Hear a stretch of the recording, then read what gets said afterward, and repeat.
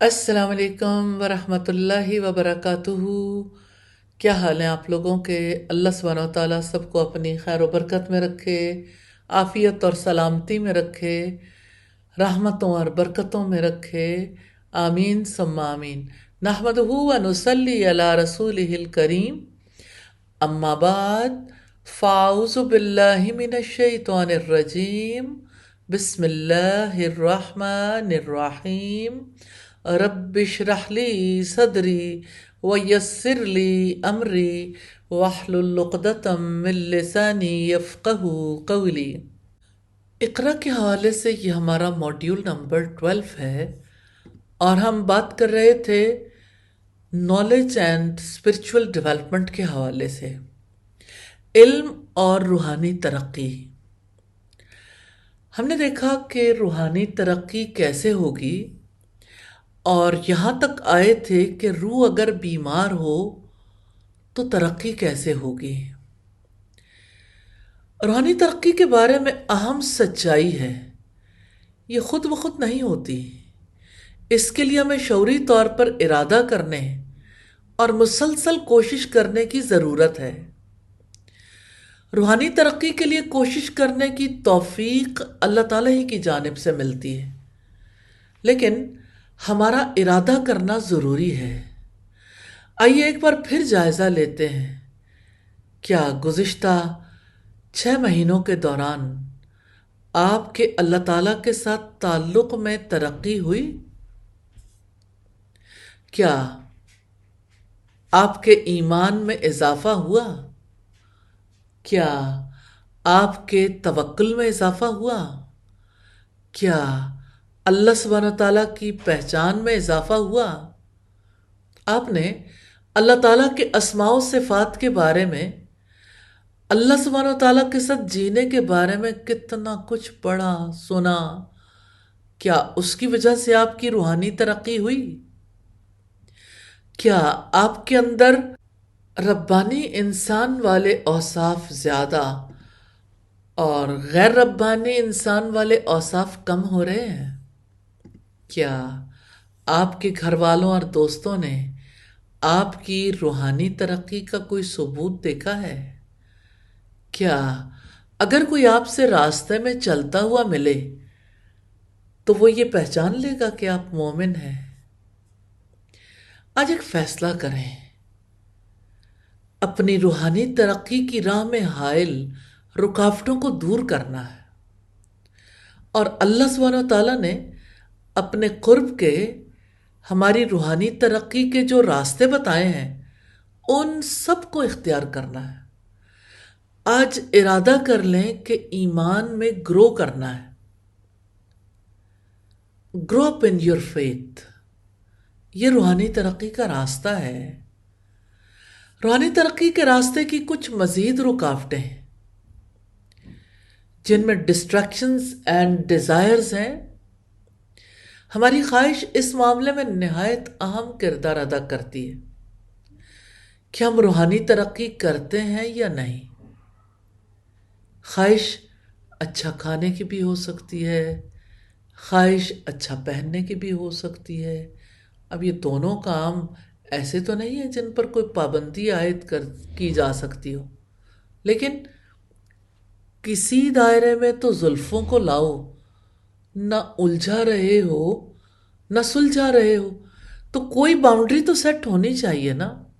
Desires کی کوئی boundary نہ ہو تو انسان کا دل بگاڑ کا شکار ہو جاتا ہے، زندگی بگڑ جاتی ہے۔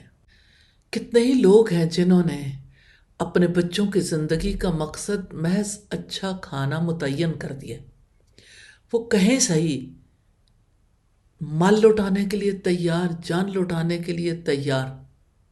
مجھے یہ بتائیے، بائیولوجیکل نیڈ ہے، کیا ڈفرنس رہ گیا ایک انسان میں اور حیوان میں؟ اچھا کھانا کھائیے لیکن ان کو بھی دیکھیے جنہیں برا کھانا بھی نہیں ملتا۔ اچھا پہنیے لیکن ان کو بھی دیکھیے جنہیں برا پہننے کو بھی نہیں ملتا۔ خواہشات کی اتباع انسان کو مقصد زندگی سے دور کر دیتی ہے۔ حیرت انگیز طور پر یہ ہم ہی ہیں جو اپنی طلب اور خواہش کی سطح کا تعین کرتے ہیں۔ خواہشات کے پیچھے بھاگنے سے خواہشات بڑھ جاتی ہیں، اور خواہشات کو حد کے اندر رکھنے کی کوشش سے وہ محدود ہو جاتی ہیں۔ دنیا کی فکر کرنا، مال کی محبت، تفریح کی للکار اور اس دنیا کی دوسری خواہشات ہماری روح کو گرد و غبار سے بھر دیتی ہیں۔ جب ہماری روح گرد و غبار سے بھر جاتی ہے تو ہم اپنے رب کی طرف سفر نہیں کر پاتے اور اپنے رب کے قرب کی مٹھاس نہیں چکھ پاتے۔ جس کا ذوق اچھا کھانا ہو، اچھا پہننا ہو، وہ اللہ سبحانہ وتعالیٰ کے تعلق میں بے ذوق ہو جاتا ہے۔ اللہ تعالیٰ نے انسان کو جائز خواہشات سے نہیں روکا، لیکن ناجائز خواہشات اور خواہشات کا غلام بننے سے روکا ہے۔ انسان خواہشات کے پیچھے بھاگنے کی بجائے اپنے رب کی طرف بھاگنے میں زیادہ وقت لگائے، خواہشات کے بارے میں سوچتے رہنے کی بجائے اپنے رب کی یادوں میں جیے، اس کے کلام کی تلاوت اور اس پر غور و فکر میں وقت لگائے تو اس کی روحانی ترقی ہوتی ہے۔ گناہ روحانی ترقی کے راستے میں رکاوٹ بنتے ہیں۔ گناہ ہمارے اور اللہ تعالیٰ کے درمیان رکاوٹ کھڑی کر دیتے ہیں۔ انسان جب بھی اپنے خالق کی نافرمانی کرتا ہے تو اس کی روح بوجھل ہو جاتی ہے۔ روح بوجھل ہو تو بلندیوں کا سفر نہیں کیا جا سکتا۔ گناہ ہمارے اللہ تعالیٰ سے تعلق کو کاٹ دیتے ہیں اور ہماری روح تڑپتی رہتی ہے۔ لیکن جو گناہ گار شخص اللہ سبحانہ تعالیٰ سے تعلق جوڑنا چاہتا ہو، اس کی طرف بڑھنا چاہتا ہو، اس کے لیے خوشخبری ہے کہ اللہ تعالیٰ توبہ قبول کرنے والا ہے۔ بندہ توبہ کرتا ہے تو اللہ تعالیٰ اس کے سارے گناہ معاف فرما دیتا ہے۔ اس لیے بندے کا کام صرف یہی ہے کہ وہ ندامت محسوس کر کے اپنے رب سے معافی مانگ لے، آئندہ کبھی نہ دہرانے کا ارادہ کر لے اور اس راستے میں کامیابی کے لیے اپنے رب سے مدد مانگے۔ اسی طرح سے اگر آپ روحانی ترقی کرنا چاہتے ہیں تو آپ کو منفی سوچ کے مسئلے کو حل کرنا ہوگا۔ اگر آپ نیگیٹیولی وائرڈ ہو جاتے ہیں، اگر آپ کے اندر منفی خیالات آتے ہیں تو آپ اللہ تعالیٰ پر ایمان سے خالی ہوتے ہیں، جو ہر چیز پر قدرت رکھتا ہے اور جس کے لیے کچھ بھی ناممکن نہیں ہے۔ اگر کوئی شخص کسی سچویشن کا سامنا کرتا ہے اور اسے لگتا ہے کہ یہ انتہائی مشکل ہے اور وہ کچھ نہیں کر سکتا، تو یہ ایک منفی سوچ ہے جو اس کی روحانی ترقی کے راستے میں رکاوٹ بنے گی۔ اس کے برعکس جو شخص یہ سوچے میرا اللہ اس صورتحال سے بہت بڑا ہے اور وہ میری مدد کرے گا، تو یہ ایسی مثبت سوچ ہے جو اس کی روحانی ترقی کا باعث بنے گی۔ سیدنا ابراہیم علیہ السلام نے آگ میں کودتے ہوئے حسبنا اللہ و نعم الوکیل کہا، اس سے ان کی روحانی ترقی ہوئی۔ سیدہ ہاجرہ نے کہا لا یضیعن اللہ ابدا، اللہ تعالیٰ ہمیں کبھی ضائع نہیں کرے گا، اس سے ان کی روحانی ترقی ہوئی۔ رسول اللہ نے فرمایا لا تحزن ان اللہ معنا، غم نہ کرو بے شک اللہ تعالیٰ ہمارے ساتھ ہے، اس سے ان کی روحانی ترقی ہوئی۔ سورہ الاحزاب میں جب ایمان والوں نے دشمن کے لشکر دیکھے اور انہوں نے کہا یہی ہے جس کا اللہ تعالیٰ اور اس کے رسول نے ہم سے وعدہ کیا تھا، تو ان کے ایمان میں اضافہ ہوا اور ان کی روحانی ترقی ہوئی۔ اس کے برعکس جن منافقین نے کہا اللہ تعالیٰ اور اس کے رسول نے ہم سے وعدہ نہیں کیا مگر دھوکے کا وعدہ، تو ان کی روحانی ترقی میں رکاوٹ کھڑی ہو گئی۔ تو بات یہ ہے کہ مواقع تو وہی ہوتے ہیں، کسی کے لیے وہی موقع ازدیاد ایمان کا ہوتا ہے، ایمان اور ایمان پلس ہو جاتا ہے، اور کسی کے لیے وہی موقع ایمان سے ہی ہاتھ دھو بیٹھنے کا ہو جاتا ہے۔ نبی صلی اللہ علیہ وسلم نے فرمایا ذاق طعم الایمان اس نے ایمان کا مزہ چکھ لیا۔ من رضی باللہ ربا، جو اللہ کو اپنا رب بنانے پر راضی ہو گیا۔ ایمان کا مزہ، ایمان کا ذائقہ ایسے ہی ہے جیسے مختلف پھلوں کے ذائقے ہیں، ہر ایک کا اپنا اپنا ذائقہ ہے۔ جو ذائقہ اللہ سبحانہ و تعالیٰ نے خوشی میں رکھا ہے، وہ ذائقہ اس نے غم میں نہیں رکھا۔ ایک ایمانی ذائقہ تنگی میں ہے، وہ آسانی میں نہیں ہے۔ جو ذائقہ بیماری میں ہے، وہ صحت میں نہیں ہے۔ جو ذائقہ مشکل میں ہے، وہ آسانی میں نہیں ہے۔ لیکن یاد رکھیے گا، ایمانی ذائقے کا ملنا اس چیز پر منحصر ہے کہ انسان کے اندر سچا ایمانی شعور زندہ ہو۔ کوئی ذائقہ اپنے آپ نہیں ملتا، ایمان کی بیداری کی شرط کے ساتھ ملتا ہے۔ جس طرح مادی پھلوں کے ذائقے صرف اسی کو ملتے ہیں جس کی زبان میں ٹیسٹ برڈز ہوں اور وہ زندہ ہوں۔ جو لوگ نیگیٹیولی وائرڈ ہو جاتے ہیں نا، وہ ایمانی ذائقے کھو بیٹھتے ہیں، وہ ایمانی احساس کو کند کر لیتے ہیں۔ جب کسی انسان پر مختلف قسم کے حالات گزرتے ہیں تو یہ حالات ان کے لیے ایمانی ذائقوں کا تجربہ بن جاتے ہیں، اور اگر کوئی نیگیٹیولی وائرڈ ہو تو ایمان کے باغوں میں رہ کر بھی ایمان کی خوشبو سے محروم ہو جائیں گے۔ اگر آپ اپنی سوچ بدلنا چاہتے ہیں تو اس کا ایک پریکٹیکل طریقہ یہ ہے کہ آپ اپنی تھنکنگ کو ایک جرنل میں لکھیں۔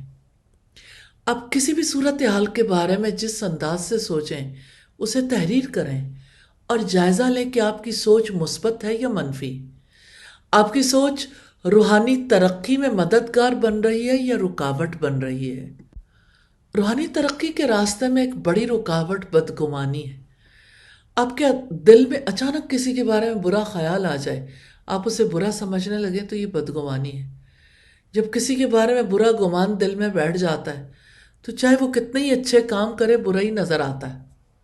ساون کے اندھے کو ہرا ہی دکھتا ہے، جس رنگ کی اینک لگاؤ ویسا ہی دکھتا ہے۔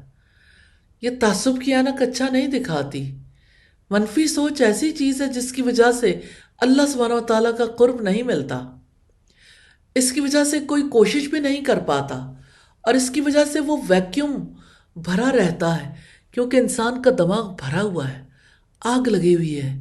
منفی سوچ کی وجہ سے کبھی بدگمانی سے بغض، کینہ، حسد، اور زبان سے چغلیاں، طعنے، غیبتیں، بدگوئی، مصروفیت ہی بہت ہے۔ تو وہ خلا جس کو اللہ کی یاد سے پر ہونا چاہیے، وہ نیگیٹو تھاٹ سے پر ہو جاتا ہے۔ مثال کے طور پر ایک بہت ہی خوبصورت ڈرائنگ روم ہے، کسی نے بڑے چاؤ سے بنایا ہے، بہت زیادہ اس کی صفائی ستھرائی اور انٹیریئر کا خیال کیا، لیکن اس جگہ پر ابھی وہ خود نہیں گیا اور اسے کسی مصروفیت کی وجہ سے کہیں جانا پڑا۔ اس کے پیچھے جس کو وہ ذمہ دار بنا گیا، اس نے وہاں موبلائل کے ڈبے رکھ دیے، پورے کا پورا ڈرائنگ روم وہ آ کر دیکھتا ہے کھچا کھچ بھرا ہوا ہے۔ کیا ڈرائنگ روم کا ویکیوم موبلائل سے ہی پر ہونا چاہیے تھا؟ ایسے ہی زندگی ہے، اس زندگی کا خلا اللہ تعالیٰ کی یاد کے سوا کسی اور چیز سے پر نہیں ہونا چاہیے، لیکن کہیں منفی سوچ سے پر ہو جاتا ہے، کہیں میوزک سے پر ہو جاتا ہے۔ پھر روح کیسے نشو و نما پائے اور کیسے ترقی کرے؟ ایسے ہی زندگی ہے، اس زندگی کا ویکیوم اللہ سبحانہ و تعالیٰ کی یاد سے پر ہونا چاہیے۔ اسی طرح روحانی ترقی کے راستے کی بڑی رکاوٹ تکبر بھی ہے۔ فخر اور گھمنڈ کی نفسیات، کبر، تکبر بھی انسان کو بہت زیادہ رب سے دور کر دیتا ہے۔ اس کی وجہ سے انسان اپنے آپ کو بڑی چیز سمجھتا ہے، اپنی بڑائی کو دوسروں پر ثابت کرنا چاہتا ہے۔ اس طرح سے اس کے پاس اللہ تعالیٰ کی بڑائی کے لیے جینے کا وقت باقی نہیں رہتا۔ لایانی سوچیں روحانی ترقی کے راستے میں رکاوٹ بنتی ہیں۔ کچھ ایسے لوگ بھی ہوتے ہیں جنہیں لایانی باتیں سوچنے کی عادت ہوتی ہے، وہ کسی کے بارے میں بدگمان بھی نہیں ہوتے، یوں ہی فضول قسم کی سوچیں سوچتے رہتے ہیں، کبھی ادھر کی بات کبھی ادھر کی بات، جس کا کوئی سر پیر نہیں ہوتا۔ اسلام تو اس کو بھی پسند نہیں کرتا کہ انسان لا یعنی بے نتیجہ کام کرے۔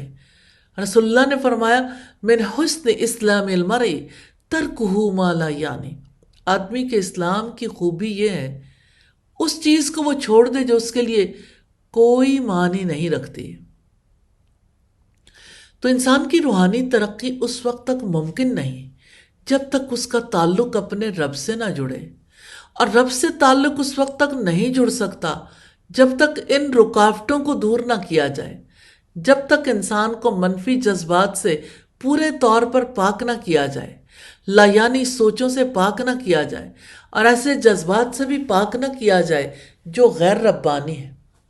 جب آپ اپنے آپ کو پاک کریں گے تو چینج محسوس کریں گے کہ آپ اللہ تعالیٰ کے قریب ہو گئے ہیں، اور آپ اللہ تعالیٰ کی پریزنس کو محسوس کرنے لگیں گے، پھر آپ کی روحانی ترقی کا حقیقی آغاز ہوگا۔ بعض تعلقات بھی روحانی ترقی میں رکاوٹ ہیں۔ جو کوئی کامیاب ہونا چاہتا ہے اسے کچھ منفی اور محدود ویژن رکھنے والے لوگوں سے تعلقات منقطع کرنے پڑ سکتے ہیں۔ کچھ لوگوں سے تعلقات انسان کی روحانی ترقی کی راہ میں رکاوٹ بنیں گے۔ ایسے لوگ جو منفی سوچ رکھتے ہیں یا کنٹرول کرنے والے ہوتے ہیں یا ججمنٹل ہوتے ہیں، لا یعنی گپ شپ کرنے والے ہوتے ہیں، مختلف ترجیحات رکھتے ہیں، یہ سب انسان کی روحانی ترقی کو محدود کر دیتے ہیں۔ رسول اللہ صلی اللہ علیہ وسلم نے فرمایا المرء علی دین خلیلہ، آدمی اپنے دوست کے دین پر ہوتا ہے، لہٰذا ہر شخص کو دیکھنا چاہیے کہ وہ کسے دوست بناتا ہے۔ در حقیقت اس قسم کے لوگوں کو اپنے رہنے اور سوچنے کے طریقے پر اثر انداز ہونے دینا خطرناک ہے۔ ہر صورتحال مختلف ہوتی ہے، اس لیے جب کبھی آپ ایسی مشکل صورتحال میں ہوں تو اللہ تعالیٰ سے مدد مانگیں کہ وہ بہترین راستے کی طرف جانے میں آپ کی مدد فرمائے۔ آگے بڑھنے کے لیے کچھ لوگوں کو جانے دینا پڑتا ہے۔ کچھ لوگ بدلنا نہیں چاہتے، وہ بڑھنا نہیں چاہتے۔ اس قسم کے لوگ اگر ہم ان کو اپنے اوپر اثر انداز ہونے دیتے رہیں گے تو وہ ہمیں روحانی کیچڑ میں پھنسائے رکھیں گے۔ اسی طرح ججمنٹل رویے جو ہیں یقینی طور پر روحانی طور پر بڑھنے میں رکاوٹ بنتے ہیں، یہ روحانی ترقی کو سختی سے محدود کر دیتے ہیں۔ بعض اوقات یہ رویے ہمارے ذہنوں میں نہایت باریک بینی سے داخل ہوتے ہیں، اس کی جڑیں گہری ہو جاتی ہیں۔ ہم سب کو گہرائی سے اپنا جائزہ لینے کی ضرورت ہے کہ کہیں ہم تو اس رویے میں مبتلا نہیں، کہیں ہم تو کسی شخص کی شکل دیکھ کر اس کے بارے میں تاثر قائم نہیں کر لیتے، کہ ہم دوسروں کے حالات، ان کی مشکلات کو سامنے رکھتے ہوئے ان کو سمجھنے کی کوشش کرتے ہیں۔ جب ہم دوسروں کو دیکھ کر ان کے بارے میں مختلف طرح کے گمان دل میں جمع کرتے رہتے ہیں تو یہ طرز عمل ہماری روحانی ترقی کے راستے میں رکاوٹ بن جاتا ہے۔ اپنے آپ کو مکمل طور پر اللہ تعالیٰ کے سپرد نہ کرنا، یہ بھی روحانی ترقی کے راستے کی رکاوٹ ہے۔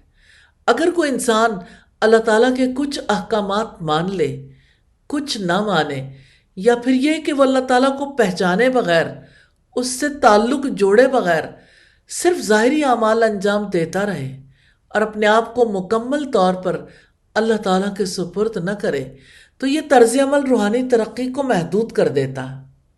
اگر کوئی انسان اپنے مذہبی رہنما کے پیچھے اندھا دھند چلتا رہے اور وصول اللہ کا سفر نہ کرے تو بھی اس کی روحانی ترقی نہیں ہو پاتی۔ اسی طرح تبدیلی کا خوف، فیئر آف چینج، انسان کو روحانی طور پر گرو نہیں کرنے دیتا۔ کیا آپ کے ساتھ ایسا ہوتا ہے کہ آپ کچھ کرنا چاہتے ہو لیکن کر نہ پاتے ہو؟ سب سے مشکل حصہ ابتدائی جمود ہے، انرشیا کو ختم کرنا ہوتا ہے۔ اس لیے ایک بار آپ ہمت کر کے بس شروع کر لیں تو انشاءاللہ تعالی آگے چلنا آسان ہو جاتا ہے۔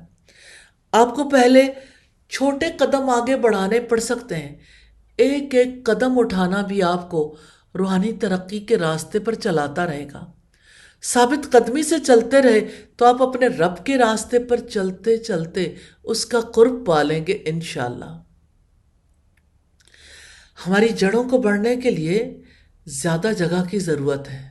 ہمیں اپنی گردنوں سے پھندے اتار کر اس غذا کو لینے کی ضرورت ہے جو ہماری روح کی نشو و نما کرے۔ اللہ سبحانہ و تعالیٰ نے ہمارے لیے ترقی کے بہت سے امکانات رکھے ہیں، لیکن اس کے لیے ہمیں اپنے حصے کی محنت کرنے کی ضرورت ہے۔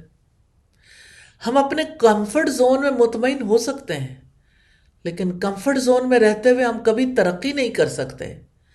اس زون میں ہم اس پودے کی طرح چھوٹے رہ جائیں گے جو گملے کی حد سے باہر نہیں نکل سکتا۔ جب بھی ہم کہتے ہیں کہ ہم اس سطح پر مطمئن ہیں جہاں ہم ہیں تو جمود شروع ہو جاتا ہے۔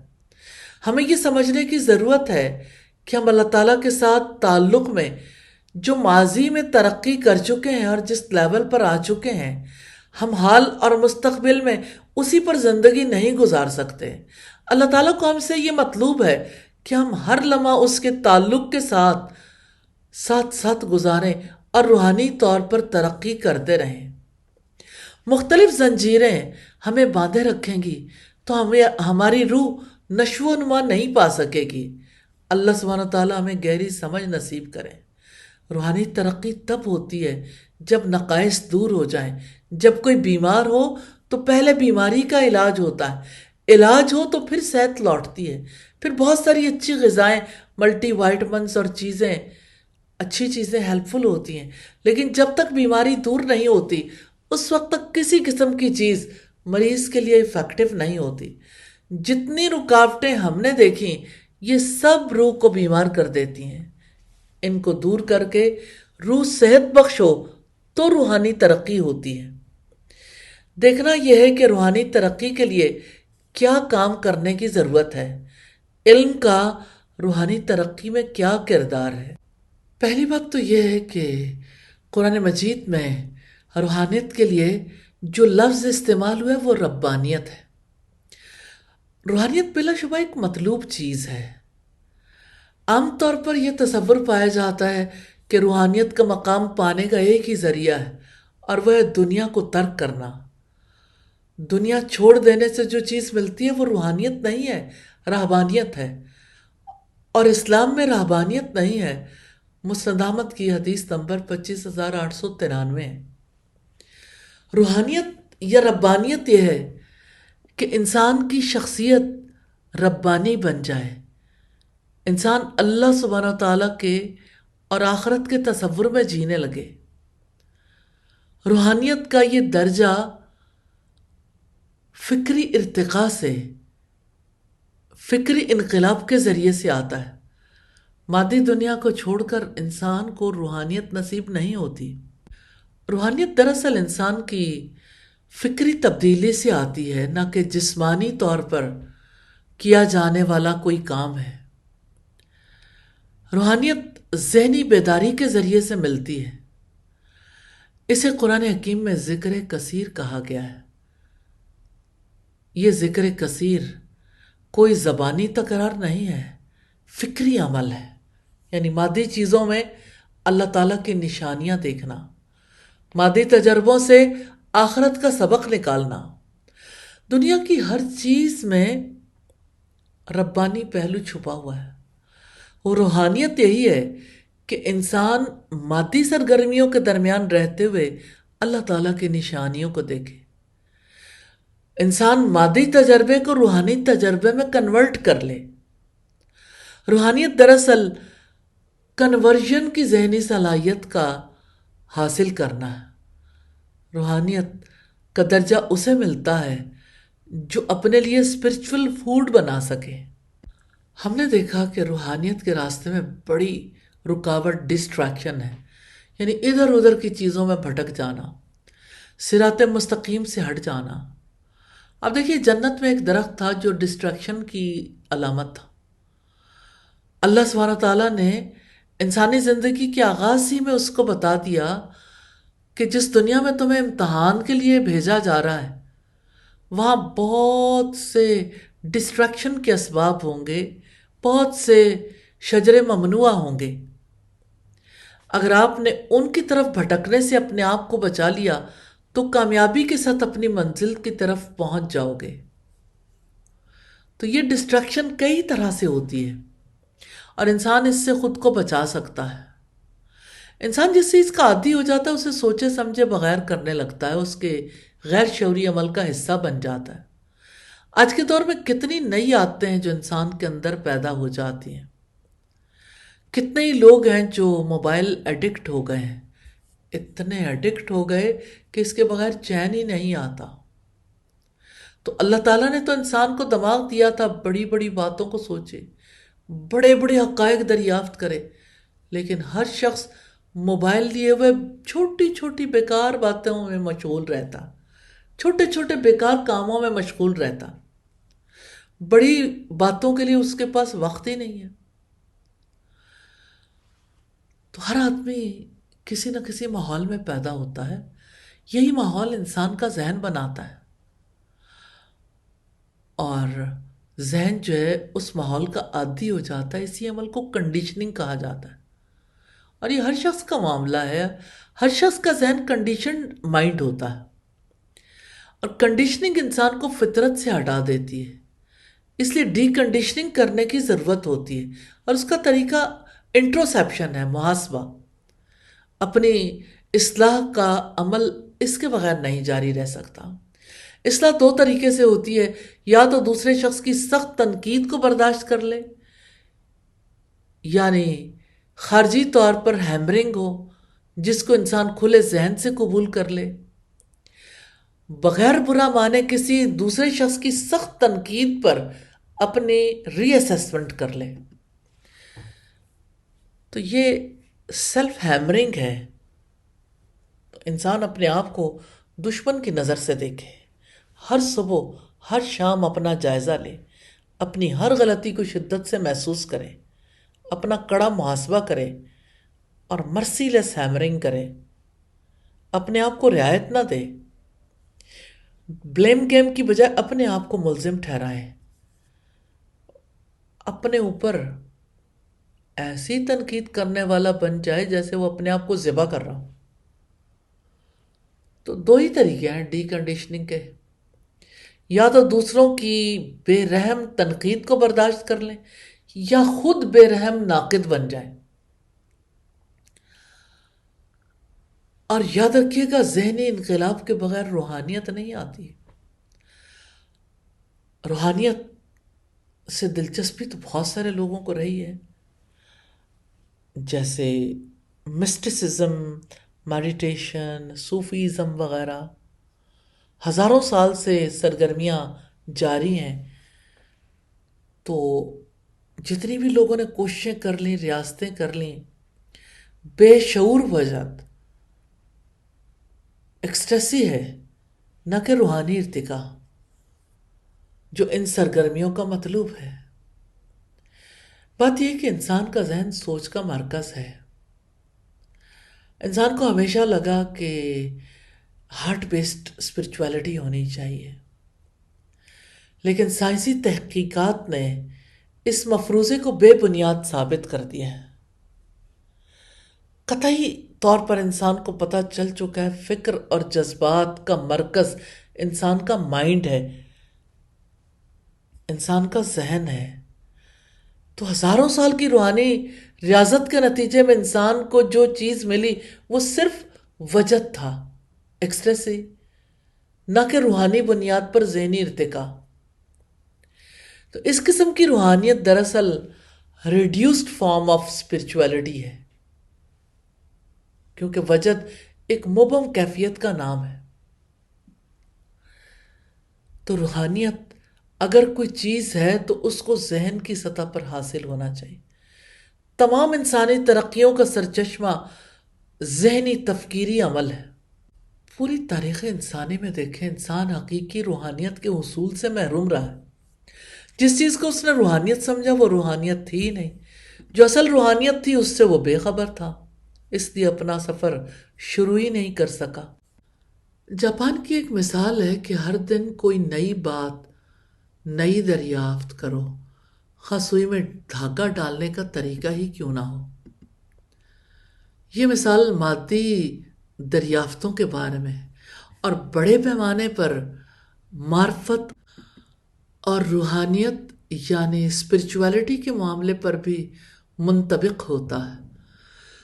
روحانیت اور معرفت کوئی جامد چیز نہیں ہے، گروئنگ اینٹیٹی ہے۔ انسان کے دماغ میں لامحدود صلاحیت موجود ہے، یعنی باہر کے حقائق کی جو دنیا ہے وہ بھی لامحدود ہے، اور دماغ کے اندر بھی لامحدود صلاحیت ہے۔ ایسی حالت میں جو اپنے ذہن کو مسلسل بیدار رکھے، یکسوئی کے ساتھ غور و فکر کرتا رہے، نئی حقیقتوں کو دریافت کرتا رہے، اس کے لیے دریافتوں کا خزانہ تو کبھی ختم ہی نہیں ہونا۔ جیسے مادی جسم کے لیے خوراک غذا ہے، اسی طرح سے روحانی دریافتیں معرفت کی غذا ہیں، اور مسلسل مادی خوراک جسم کی زندگی کی ضمانت ہے، اور مسلسل روحانی دریافتیں کسی انسان کے لیے معرفت اور روحانیت کی زندگی اور ارتقاء کی ضامن ہے۔ یہ ایک فکری پروسیس ہے۔ جس شخص کے اندر یہ دو چیزیں پائی جائیں وہ ضرور دریافت کرنے والا انسان بن جائے گا۔ یہی دریافت انسان کو مکمل انسان بناتی ہے۔ دریافت روح کی زندگی ہے، ذہن کے لیے ذریعہ ارتقاء ہے۔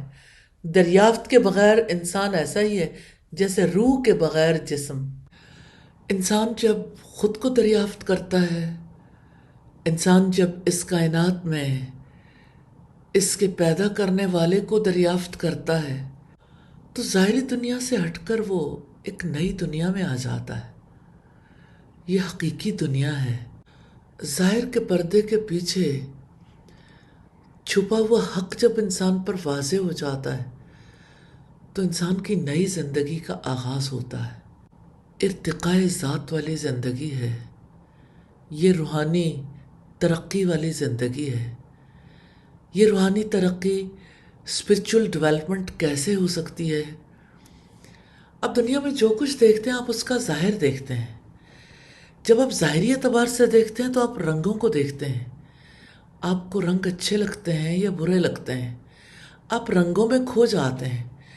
آپ کو کسی چیز کی شکل اچھی لگتی ہے یا بری لگتی ہے، عجیب بات ہے آپ اسی کے بارے میں بات کرنے لگ جاتے ہیں، یا کم از کم آپ کا دل ضرور بولنا شروع ہو جاتا ہے۔ آپ کو کسی چیز کا ذائقہ متاثر کرتا ہے، آپ ذائقے بھی بات کرتے ہیں۔ آپ کو خوشبو اچھی لگتی ہے، آپ اس پر بات کرتے ہیں۔ سب کچھ ظاہر ہے اور ظاہر پر تبصرہ ہوتا ہے۔ تو پھر اللہ تعالیٰ کہاں ہے جس نے پیدا کیا؟ ایسی سوچ کے ساتھ کبھی دل کے اندر یہ بات نہیں آتی کہ یہ اللہ تعالیٰ کی عطا ہے، کیونکہ سوچ تو ظاہری میں کھو جاتی ہے۔ روحانی ترقی کا آغاز تفکر سے، سوچ کے ساتھ ہوتا ہے۔ انسان جس چیز پر بھی نظر ڈالے اس کے پیچھے اس کے پیدا کرنے والے کو دیکھے، اور جس کے لیے اس نے پیدا کیا اس کی طرف دیکھے۔ مثال کے طور پر آپ ایک آم کو درخت پر لگے ہوئے دیکھتے ہیں یا اپنے دسترخوان یا ٹیبل پر دیکھتے ہیں، تو جب آپ آم کو دیکھیں تو اس کے رنگ، ذائقے، اس کی خوشبو سے اسی کے اندر گم ہو کر نہ رہ جائیں، بلکہ اس کے پیچھے اس کے پیدا کرنے والے کو دیکھیں کہ اس نے کس کے لیے اسے پیدا کیا ہے، اس سے نفع کون اٹھائے گا۔ اس سوچ کے ساتھ ہمیشہ دو چیزیں جڑی ہوئی ہوتی ہیں۔ جب آپ پیچھے جھانک کر دیکھتے ہیں تو آپ گیور یعنی دینے والے کو، پیدا کرنے والے کو دیکھتے ہیں، اور آپ صرف پیدا کرنے والے کے حوالے سے بات کریں گے تو آپ کا ذہن سائنٹیفکلی اور چیزوں میں کھو جائے گا۔ آپ دینے والے کے نقطہ نظر سے دیکھیں گے تو لینے والے کا خیال بھی آئے گا۔ دینے والے نے دیا، لینے والا کون ہے؟ لینے والے نے لیا تو آیا تو آپ کے پاس ہے۔ جب آپ کو کوئی تحفہ دیتا ہے آپ کی کیا کیفیت ہوتی ہے؟ آپ اس گفٹ دینے والے کے خلوص اور محبت کو اس تحفے میں دیکھتے ہیں۔ جو خلوص اور محبت کو دیکھتا ہے اس کا دل شکر کے جذبات سے بھر جاتا ہے کہ اس نے میرے بارے میں سوچا، مجھے یاد رکھا، اور اس کی وجہ سے آپ کے اور دینے والے کے درمیان ایک تعلق بنتا ہے۔ جب وہ تعلق بنتا ہے تو آپ کیا کرتے ہو؟ شکریہ ادا کرتے ہو چیز کے استعمال کرنے سے بھی پہلے۔ اس زندگی میں جس رب نے عقل دی ہے، یہ شکل دی، یہ وجود دیا، جس نے ہمیں ساری نعمتیں عطا کی، اس ساری کائنات پر، زمین پر زندگی کی کہانی کا ایک مقصد ہے۔ ہم اپنے ذہن سے غور و فکر کر کے جو چیزیں ہماری ضرورت ہیں یا جو ہمیں اچھی لگتی ہیں، جن کو ہم استعمال کرتے ہیں، ان کے پیچھے دینے والے کو پہچان کر لیتے ہوئے اس کا شکر ادا کریں۔ سادہ سی بات ہے حمد۔ جس کا دل پاک، صاف، شفاف ہوتا ہے، وہ دل حمد کرنے کے قابل ہو جاتا ہے۔ آپ قرآن کریم کا آغاز کرتے ہیں تو سب سے پہلی آیت کون سی آتی ہے؟ الحمد للہ رب العالمین۔ آغاز حمد سے ہے۔ جب لوگ جنت میں چلے جائیں گے، ساری کہانی ختم ہو جائے گی تو کیا کہا جائے گا؟ وقیل الحمد للہ رب العالمین، اور کہا جائے گا تمام تعریف، شکر اللہ رب العالمین کے لیے ہے۔ قیامت کے دن لواء الحمد، اللہ تعالیٰ کی حمد کا جھنڈا رسول اللہ کے ہاتھ میں ہوگا۔ امت محمد کا نام پہلی کتابوں میں حمادون آیا ہے۔ اللہ سبحانہ و تعالیٰ کی سب سے زیادہ حمد بیان کرنے والے۔ جانتے ہیں کیوں؟ اس امت کے اندر اللہ تعالیٰ کو دریافت کرنے کی لگن، اور دریافت کرنے کے بعد شکر کی صفت سب سے زیادہ پائی جائے گی۔ سب امتوں سے زیادہ اس امت میں معرفت ہوگی، اپنے رب کی پہچان ہوگی۔ یہ امت سب سے زیادہ رب کو پہچانے گی۔ حمادون، حمادون، سب سے زیادہ اللہ سبحانہ و تعالیٰ کی حمد بیان کرنے والے۔ ہم کائنات کے اتنے وسیع و عریض پھیلے ہوئے سلسلے کو دیکھتے ہیں۔ ساری کائنات رب نے کیوں بنائی؟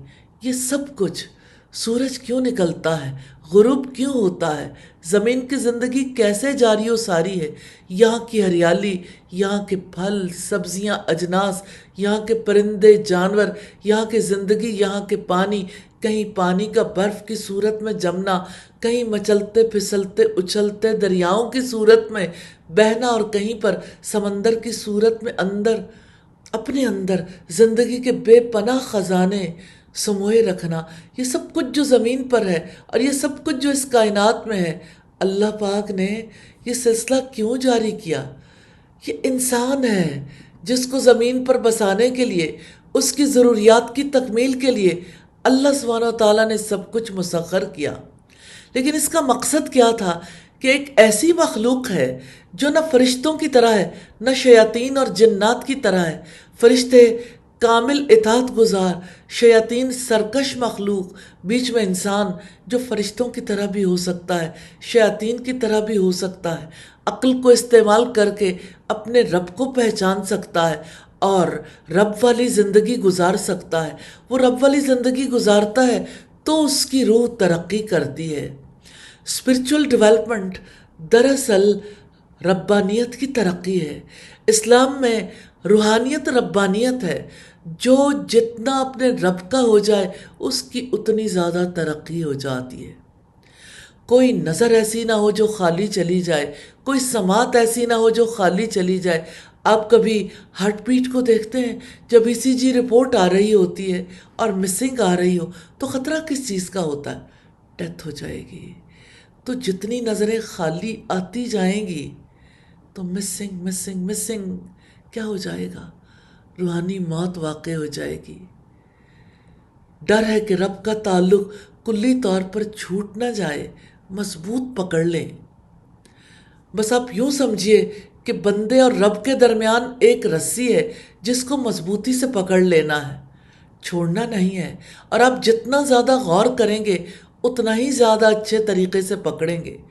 اس رسی کو نہیں چھوڑنا، اکیلے اکیلے پکڑ نہیں سکتے۔ اسی لیے رب العزت نے فرمایا وَاعْتَصِمُوا بِحَبْلِ اللَّهِ جَمِيعًا وَلَا تَفَرَّقُوا۔ वातसिमो बिहब्लिल्लाहि जमीअन वला तफर्रकू, अल्लाह की रस्सी को सब मिलकर मजबूती से थाम लो और बाहम मुतफर्रिक नहीं होना। एक अकेला दो 11। अल्लाह की रस्सी के बारे में सैयदना अब्दुल्ला इब्न मसूद से किसी ने सवाल किया, हब्लुल्लाह क्या है? तो उन्होंने जवाब दिया, अल कुरआन हब्लुल्लाहिल मतीन, कुरआन अल्लाह ताला की मजबूत रस्सी है। उसकी वजह यह है कि कुरआन का पढ़ना समझना दरअसल इंसान को अल्लाह ताला के करीब कर सकता है, क्योंकि कुरआन रब की मार्फत देता है, लेकिन ये मार्फत हर एक को नहीं मिलती। इल्म रूहानी तरक्की में कलीदी किरदार अदा करता है, क्योंकि ये अफराद को अकायद और अमाल की गहरी समझ हासिल करने में मदद करता है। कुरान और सुन्नत का सच्चा इल्म इस्लाम को समझने और उस पर अमल करने के लिए नागज़ीर है। इल्म के ज़रिए इंसान की समझ में इजाफ़ा होता है, उसका ईमान मज़ीद गहरा होता है, उसका अल्लाह ताला से ताल्लुक़ मज़ीद मजबूत होता है, यूँ उसकी रूहानी तरक्की होती है और वो सालेह और पाक ज़िंदगी गुजारने के काबिल होता है। हुसूल इल्म के ज़रिए तक़वा में इजाफ़ा होता है, जिसकी वजह से ईमान वाला हर नेक काम अल्लाह ताला से सवाब की उम्मीद से करता है और हर गुनाह से अल्लाह ताला के खौफ से बचता है, तो उसकी वजह से भी उसकी रूहानी तरक्की होती है। इल्म की वजह से ईमान वाले को अल्लाह ताला के अहकामात को समझने का मौका मिलता है। ये इल्म अमल का इमाम बनता है और ऐसा फ़र्द बेहतर अंदाज में अल्लाह ताला के अहकामात की इताअत करता है और उसकी तरफ से आयत की गई जिम्मेदारियों को पूरा करता है, तो इससे भी उसकी रूहानी तरक्की होती है। इल्म हासिल करने की वजह से इंसान गुनाहों, गुमराहियों, बिदात, खुराफात और गलत अकायद से बचता है। इसकी वजह से उसे सीधे रास्ते पर चलते रहने में मदद मिलती है और वो सीधे रास्ते पर चलता रहता है, तो इसकी वजह से उसका मज़ीद रूहानी इर्तिक़ा होता है। रूहानी तरक्की में इल्म का एक अहम किरदार ये भी है कि ये इंसान को इस काबिल बनाता है कि वो रूहानी तरक्की के रास्ते की रुकावटों को जान सके और उन्हें दूर करने के तरीक़े सीख कर अपना सके। इल्म पर अमल कर लें, वरना इल्म ख़त्म हो जाएगा। अगर आपको खाने की रेसिपी पता चलती है, खाना तो तब बनता है जब आपके पास उसके इंग्रेडिएंट हो और उस रेसिपी को आप अप्लाई भी करें। अगर आपके पास इंग्रेडिएंट्स आ गए हैं, रेसिपी पता है लेकिन अप्लाई नहीं की, तो क्या होगा? क्या खाना बन जाएगा? ये इल्म भी इसी तरह है। आपने ये सीखा, वो सीखा, आपके पास इंग्रेडिएंट्स आ गए और रेसिपी का भी पता चल रहा है। अब आप जितनी अप्लाई करेंगे उतनी आपकी तरक्की होती जाएगी और उतना अच्छा अल्लाह सुब्हानो ताला से ताल्लुक़ जुड़ जाएगा। और अगर आप उसे अप्लाई नहीं करेंगे तो जाहिर है कि फिर इंग्रेडिएंट्स का फ़ायदा नहीं होगा।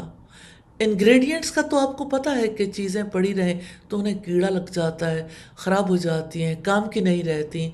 और इल्म तो बाड़े में बंधे हुए ऊँट से भी ज़्यादा तेज़ी के साथ दिल से निकल जाता है। असलन करने वाला काम गौर व फिक्र है कि जो पता चला है उसके तवस्सुत से आप इस कायनात में जो कुछ देखें, जो कुछ बरतें, हर एक चीज़ के पीछे अपने खुदा को, अपने इलाह को देखें, उसको गिवर के तौर पर और ख़ुद को टेकर के तौर पर देखें।